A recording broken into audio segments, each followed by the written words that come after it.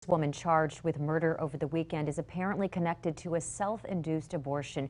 It's not clear whether it was hers or someone else's. It did, however, land her 3 days inside the Starr County Jail, but the charge against 26-year-old Lizella Herrera was dropped on Sunday. It has led to more questions about the circumstances. KXAN Capitol correspondent Monica Madden has been digging into Texas law surrounding abortions and explores why the DA dropped the charges. Well, we have little information other than Sunday's news release from the DA's office. In it, DA Gosha Allen Ramirez said after reviewing Texas law, it is clear that Ms. Herrera cannot and should not be prosecuted for the allegation against her. Ramirez presented a January case to a grand jury, which led to the murder indictment and last week's arrest. One key piece of information we do not have is whether she performed the abortion on herself or helped someone else do it. The indictment said Lizella Herrera, quote, knowingly caused the death of an individual identified by the initials of JAH by a self-induced abortion. But there's no information from local law enforcement or the DA's office about who those initials are referring to.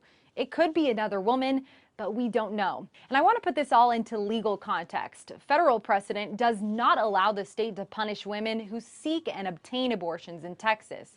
Texas's state code says a pregnant woman who performs a self-induced abortion cannot be held criminally liable. Texas laws make very clear self-inducing an abortion, regardless of what the rules might say about when abortion is permissible and under what circumstances.